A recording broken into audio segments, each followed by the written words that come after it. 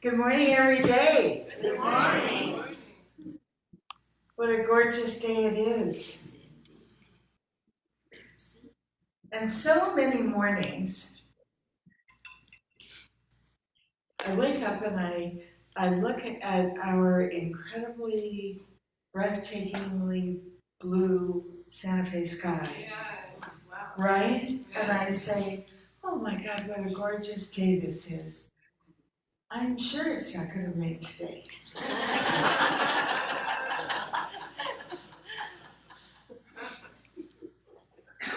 And then it rains.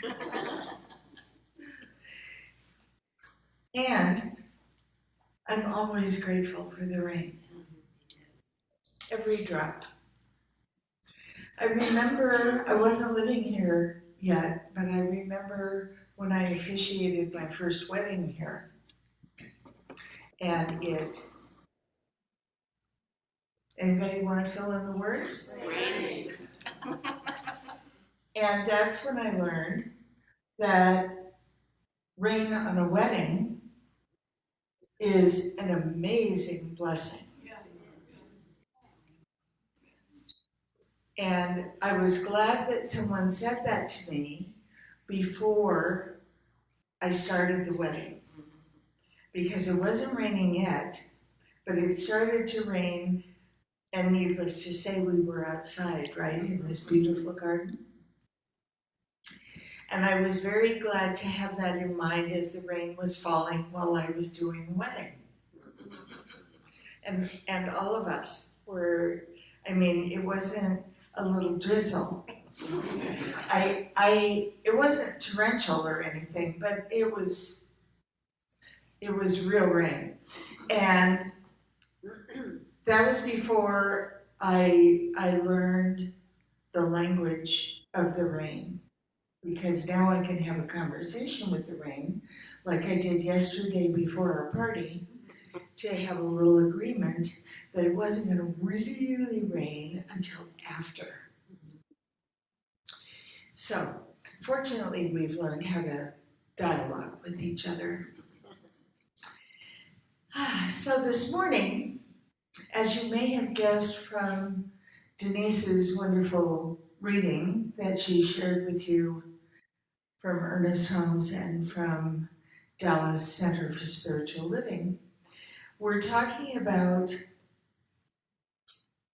the conclusions that we draw and that might otherwise be known as gathering evidence. Now, gathering evidence can be a good thing, can't it, Bob? Because scientists gather evidence all the time, both for how something is going to work and how something isn't going to work. But those of us who don't have degrees in science, we are more inclined to gather evidence for how things are not going to work. And why they're not going to work, and all the times before they haven't worked, and all the times before there has been this particular glitch or this particular interference. And so it's better to not even consider that as an option, whatever that good thing is that we are working to consider as an option, as a positive change in our lives. We're better off not considering that. And some of us may have even had early influence in our lives, whether it was parents or other people who were authority figures in our lives who had very strong opinions about what it was worth thinking about and what it wasn't. And now we're left to our own devices. Because by and large, there's really no one around now to say, you have no business thinking about that. That's not possible for you. You need to be thinking about something else. Well, I'm here to tell you we have every business thinking about whatever we please. And particularly when it comes to considering what it is, what change, what improvement, what expansion, what fabulous thing might we welcome into our experience were we to be willing to welcome it into our experience. Kathy and Anita's song could not have been more perfect because today is yesterday's tomorrow, right? So it makes more sense to focus our attention as much as we can on this moment, this now. Ernest Holmes wrote in many of his writings about the importance of now and the value of now and our attention being placed on now and our intention being placed on now, because now is the place where it's happening. Right. As some of you have heard me say before, if you walk into a bar and you see a sign that says free beer tomorrow, don't trust it.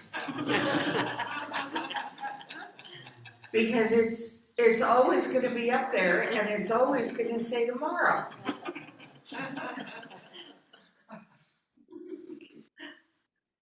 So we have this golden opportunity. We have this golden opportunity to choose what it is and where it is we want to place our attention.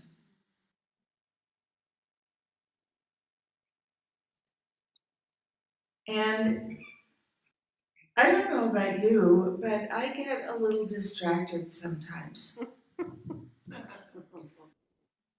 I have this very busy committee up here that has lots to say about the other things that I either could be doing or thinking about or creating or doing or thinking about or creating or doing or thinking about or creating. And on and on and on they merrily go with their conversation. I have found, however, through a lot of practice, morning Laurel, through a lot of practice, that it really does make a difference. It makes tremendous difference if I keep my hands on the wheel instead of turning the wheel over to the committee. If I keep my hands on the wheel and I keep my eyes on the road. Because remember when we were all learning to drive? There was this thing about keeping our eyes on the road, right? I mean, I know for some of us that was only yesterday, but there was a thing about keeping our eyes on the road. That was part of our, at that time, driver's education, unless we were taught by a parent or an older brother or someone else. Driver's education, of course, is not, never mind. So keeping our eyes on the road means, and if you remember last week, I talked about the ancient ones when they would travel through the desert, and because they were usually walking, they would tie candles to their ankles to light the pathway before them. And the thing about candles tied to your ankles is that they only illuminate about 3 feet. So, of course, we can't do that when we're driving. We can't go when we're driving. But you get my point that to pay that close attention to where we are in the moment and what's happening in the moment, that it's so easy to futurize or pasteurize. Pastize. And neither one are what's happening right now. Right. Unless we want it to be what's happening right now, because then, what happens when we focus on something? I'll help you out here. It creates more of it. Right. So if we're focused on something from the past that we didn't like, we're bringing it into the future in a new form. Anybody ever go from relationship to relationship and have the same kind of relationship happening over and over again? I won't ask for show of hands. Or experience to experience and have the same results happening over and over again. What is the common denominator? You. We are. Because we are making the choice to drag along a past that didn't serve us and to ask it to change its mind, which really makes no sense. And then we're looking into the future, wanting it to be different. Meanwhile, not only have we drug along this past that no longer serves us, we are not only asking our future to be different, we're asking ourselves to be different too,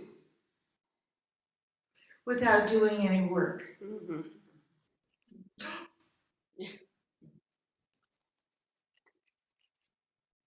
Work? Okay, what it is practice. Mm-hmm. It doesn't work, and it doesn't need to be hard. What it requires is repetition. Mm-hmm. A repetition of something that is actually working for us, that we are contributing to, versus repeating something that isn't working for us, that we are contributing to.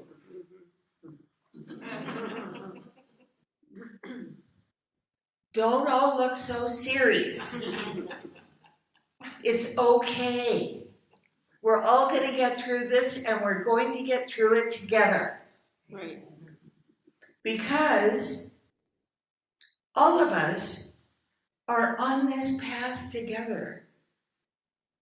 Even though we each have our own pathway, there's this similarity to how it is that we go. Mm-hmm. And that's because when we are sharing this experience, whether it's online now, online later, or in this room, we are, at least for this moment, sharing the experience of being of one mind. And that mind is the mind that has created everything that we see, everything that we've yet to see, everything that we are yet to be. It is that. And you know what? It has no limits. It has no limits. So, contrary to anything that we may have heard early on about us not having the talent or the ability or whatever it was to do whatever it was, I'm here to tell you that was a lie. We have everything we need. Mm-hmm. And if it isn't in our consciousness that we have everything that we need, if we can't quite get in touch with that, we know people who can help us.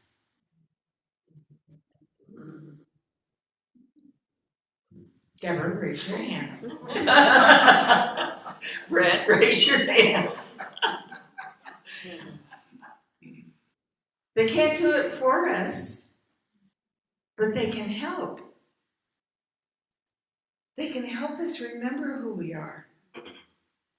They can help us remember where the path is. They can help us remember that we're worthy and we're loved and we're treasured and we are a singular, each of us, a singular jewel in the life of the one. A singular, treasured, cherished jewel that is perfect in and of itself. While we're so busy finding flaws and faults and shortcomings, I hope everybody will be happy to know that Spirit, God, the One, George, whatever you choose to call it, because it doesn't care, that is not what it's doing. And even though we may have grown up hearing that that's part of what it did, that it kept a ledger, like Santa Claus, there's no accident that there's a comparison there. And it kept a ledger, and you know, if you went astray and fell into this side of the column, that was it. That was it. That doesn't happen. That is not the truth. The truth is that it is all that is, including me and all of you and everything and everyone else. And not only that, but more importantly, its attributes are our attributes. So its generosity, and it is the source of all provision. As an example, its attributes are our attributes. So it is generosity itself. Therefore, in us lives that generosity. In us lives that love. In us lives that kindness. In us lives that wisdom. In us lives that joy. In us lives the ability to see beauty in all things. Now, is there a lot to look at today that doesn't seem beautiful?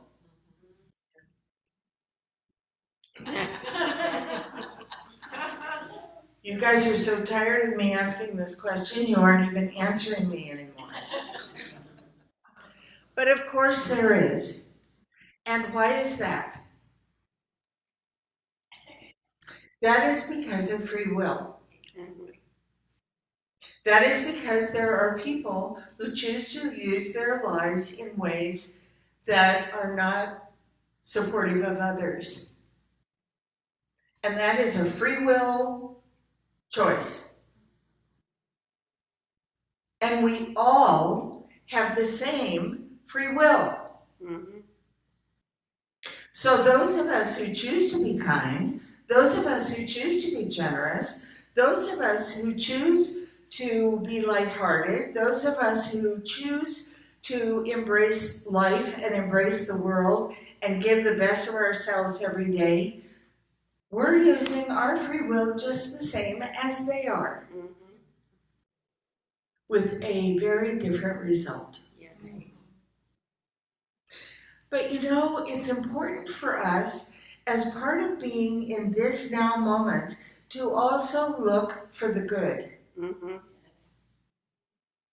To look for the good. Because believe you me, it's happening. Yep. And it's happening everywhere. Yes. If all we're looking for, which is about gathering evidence, if all we're looking for is what we have decided is bad, then that's all we'll see. Mhm. If all we're looking for is things that bug us, then that's what we'll find. Anybody having a mosquito problem?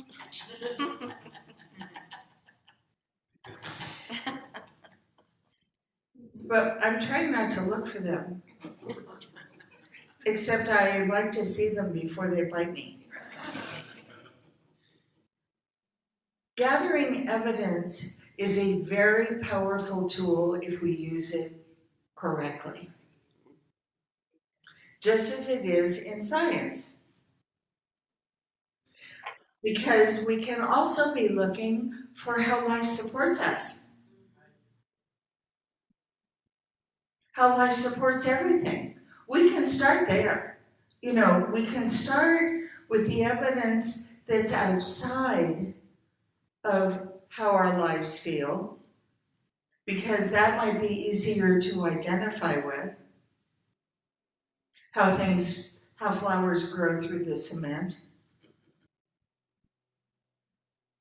That's about the wonder of that life, because it has built into the seed of that, whatever it is that's growing up through the cement or the rocks in the most unlikely places in the world without any help at all and against all odds.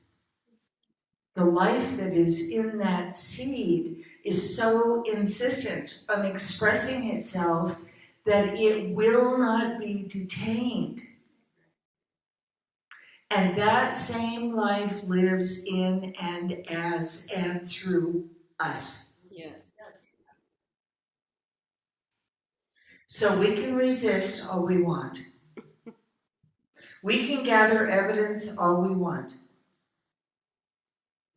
We can look for or make, although this is next week's talk, excuses all we want.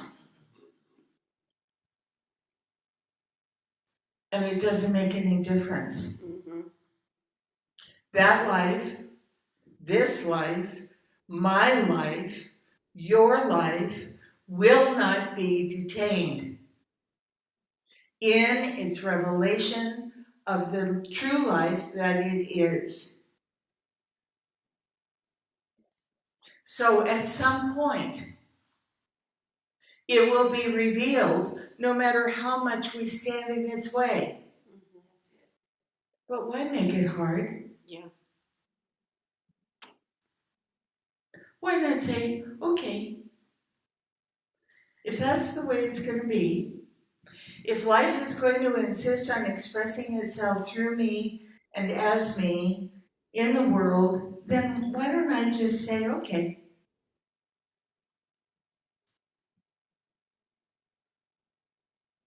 and see what happens? Mhm. You know, one of our issues that can come up could be trust. Just maybe. And we might, you know, particularly because of all that evidence that we have gathered, we might have reasons for doubts. Well, doubts are a human thing. So Spirit doesn't care about that either. However, Spirit can only do for us what it can do through us. So if we have built a wall of doubt that is, it's like standing on the hose. It's like turning on the hose full blast in our backyard, wanting to water our beautiful flowers, and then standing on the hose and wondering why the water isn't running.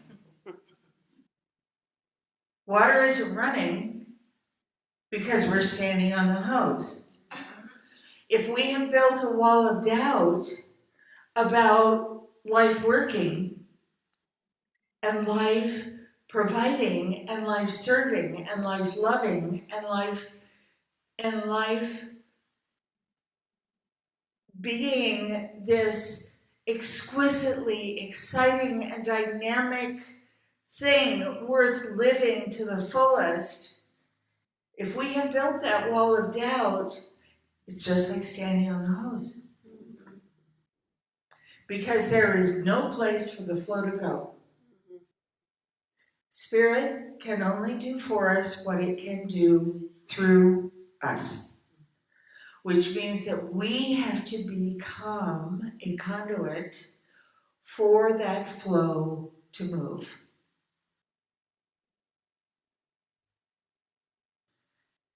Where is the fear in that? What about that is scary?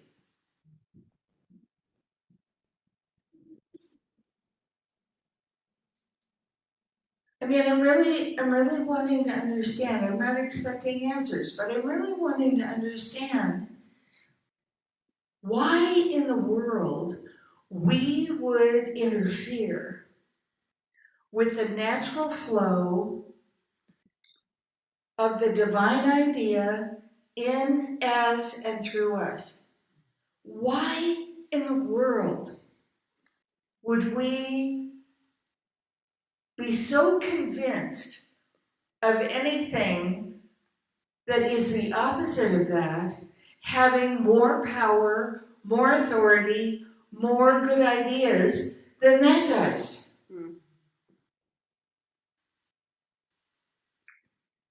There's no reason. There's no reason to be afraid. There is every reason to dive in, to open, to allow, to be willing. I know that sometimes it's hard to trust ourselves. But then it's a good time to remember we're not alone. And that there is high quality guidance available. The highest quality there is.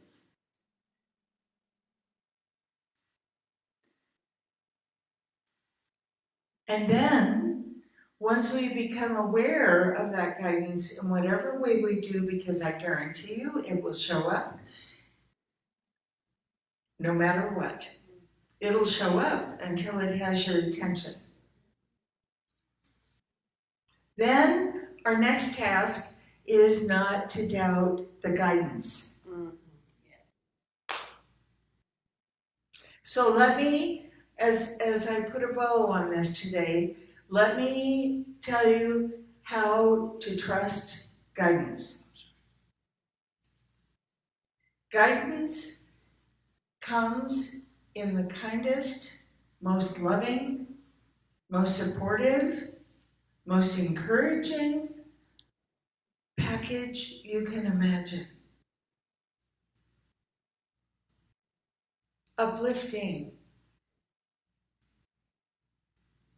always uplifting, and always elevating our ideas and our ways of seeing things, because so much of this is about perspective.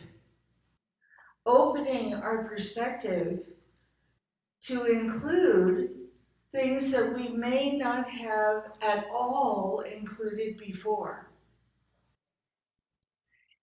It is not going to make the decision for us, because that is not what it does. But it will stay with us. Guidance will stay with us. Guidance does stay with us until we get it.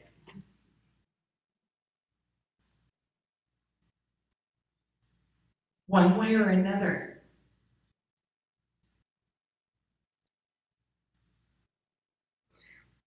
As you go through your week, I'm just going to give you a little invitation. Catch yourselves when you start gathering evidence for why something isn't going to work, or why something can't happen, or why you can't do that right now. As you go through your week, just start noticing, not with judgment, not with criticism. Now you notice when I talked about hearing or receiving guidance, I said uplifting, encouraging, loving, supportive. I didn't say a word about judgment.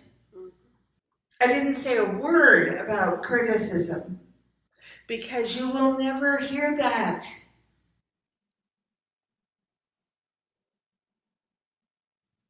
You will never hear that or feel that.